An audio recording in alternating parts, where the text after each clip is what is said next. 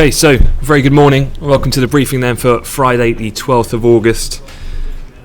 Quite a spectacular session yesterday for the reason which I'm sharing with you in my shared screen at the moment. That's partying like it's 1999. All three benchmark US stock indices last night finished up at all-time record levels. So the S&P, the Nasdaq, the Dow all finished all-time highs. That's the first time that's happened since 1999. Now, quick look at the chart then. To the bottom left here is the S&P 500. You can see here the periods I'm going to highlight for you.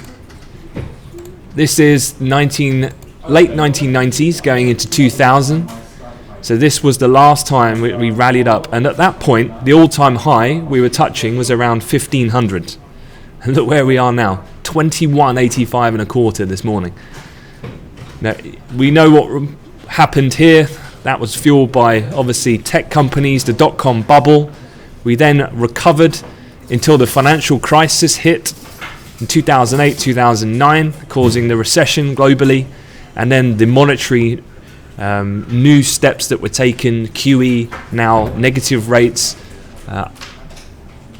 more unconventional policies to help lift above this key 2000 level, which we done really, that was back in, well, you're talking 2014 when we crossed that barrier, now at these fresh all-time highs. Quick little question round for you then.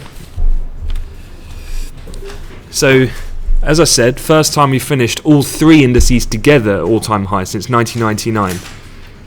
How much did you think the S&P rallied in 1999 in percentage terms in that year? Let me see your guesses in the chat. How much percent was the S&P up in 1999 in that 1 year?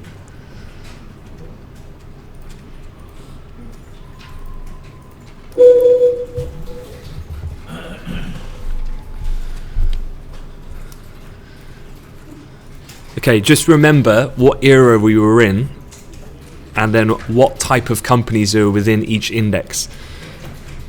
So the S&P, I think you're a little bit toppy in the live guys, but the month one guys pretty close. 19.5%, 19.5%. How much was the Nasdaq Composite up in 1999 for that year? Come on, hit me with your guesses. Okay, we've got 80, 50%, 100%, 50%. Okay, Clark, 85%. You're bang on. 85.6%. The Nasdaq Composite was up. So the Nasdaq outperformed the S&P by around 4-1 back in 1999. A performance that exceeded the gain for any major index in any year in the history of the stock market in the US at that time. The best performing stock, just as a stat as well, going back in time, was Amazon during that late 90s period. Amazon rallied just shy of 1,000% in 1998. 1 year, Amazon shares rallied 966%. No wonder there was a bubble coming after that. That is incredible when looking at the kind of stock movements we're used to seeing at the moment.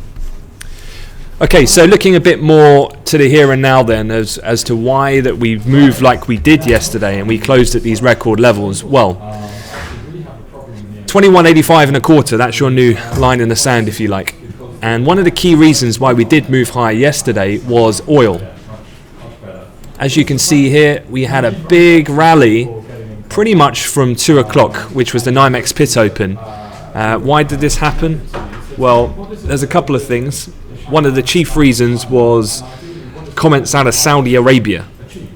Now, the Saudi Arabian energy minister said yesterday afternoon that a gathering of members of OPEC and producers outside the group in Algeria next month could discuss possible action to stabilize the market.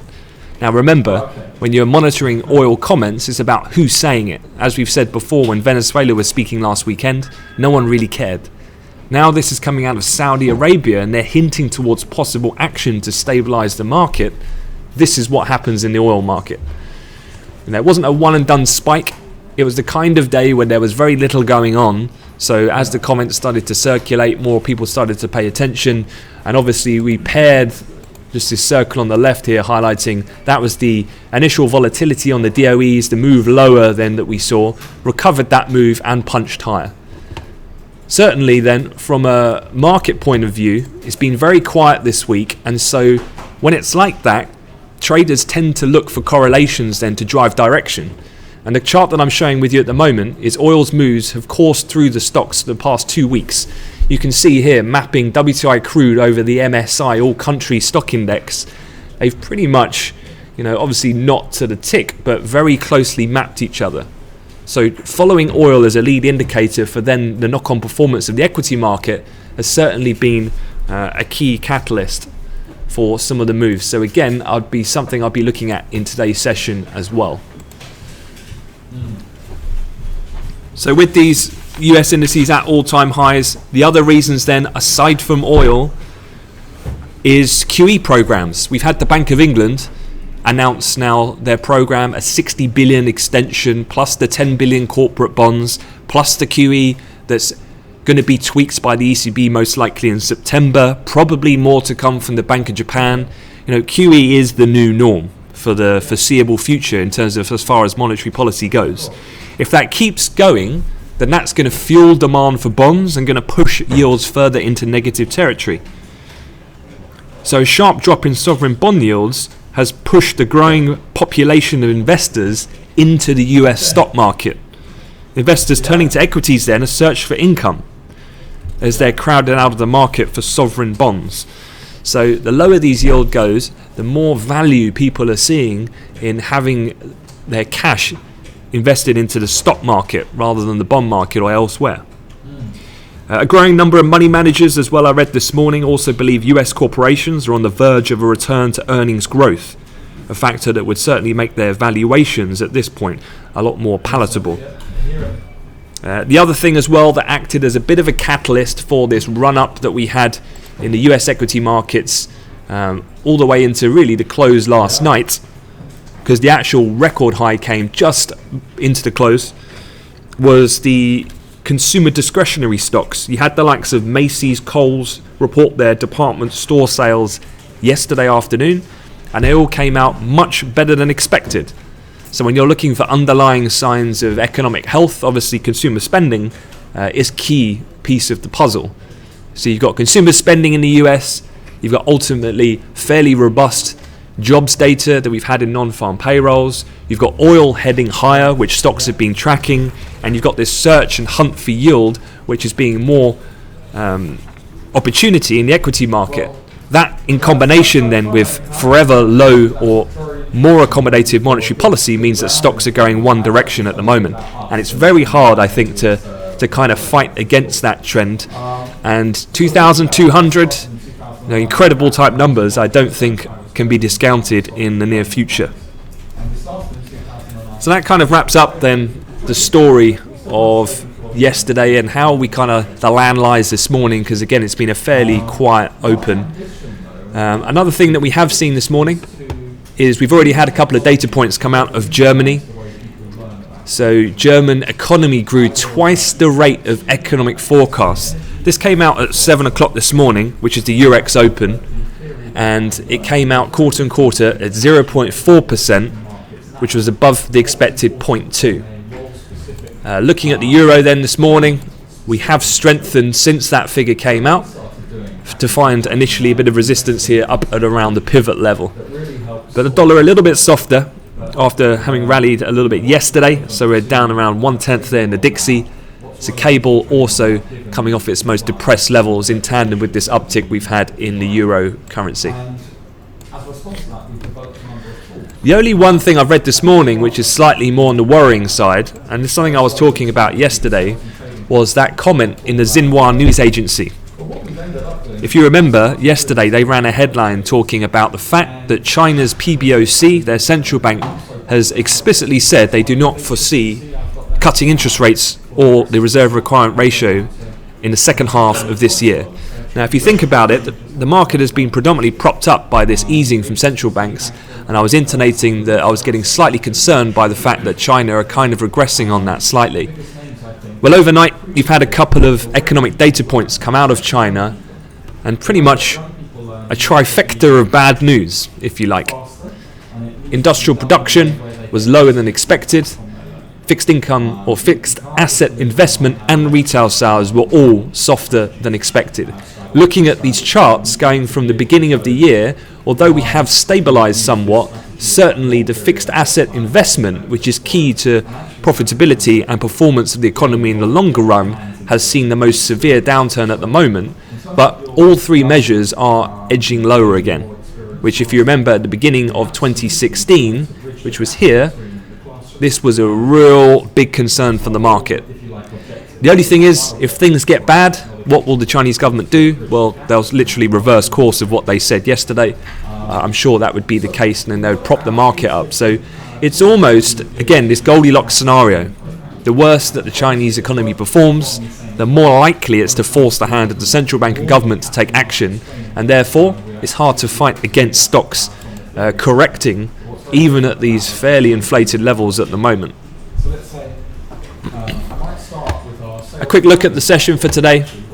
This morning is fairly quiet. The Eurozone GDP is really not a market mover, I would say. The focus more so this afternoon is going to be on retail sales, PPI, and the University of Michigan. So these three data points. So make sure you're at your desks for 1:30 and then 3 o'clock. The Michigan data, this is the preliminary August report, the more important of the two that we'll see this month. Now, a quick look at the numbers. Looking at retail sales, it's been a fairly choppy data set. However, the last 3 months have all printed positive numbers. 0.6% was the figure in June, and that was above expectations by a fairly substantial margin of 0.1%. It was the third straight month of gains as sales of motor vehicles, furniture and building material rebounded. As ever with the retail sales, remember, it's more than just a headline. You get the ex-auto and gas figures. The control group, though, is the key one to look at.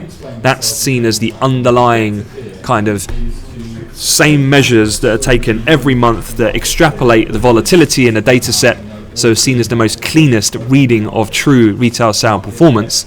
And that's also the number that the Fed use in terms of tracking their GDP estimates. The other data point then, Michigan, as mentioned, it's the August preliminary number, so it will be a fairly important figure for the market. As typical of the August conditions, not expecting too much movement. But if you look at where we were in the July reading, which is obviously post-Brexit, it was the lowest reading since April, as both current conditions and future expectations worsened. So it'd be interesting to see then, do we continue on the back of Brexit and concerns emanating from external to the US? Does consumer sentiment continue to deteriorate? Or, as per the consumer discretionary names like some Macy's and Kohl's, those big high street US retailers who had better than expected same-store sales for the last month, is that a sign then that this number should theoretically bounce and that confidence is still riding high in the US? So that's the kind of morning wrap. Couple things to look out for. It's going to be a much more afternoon heavy session. I would keep an eye on that record high. We're trading just shy of that at the moment. I would say it's probably contingent as well with oil remaining up at around these more elevated levels to see off the end of the week. Not unusual though when we have printed all-time highs to see a little bit of a pullback and possibly some profit taking towards the latter part of the session.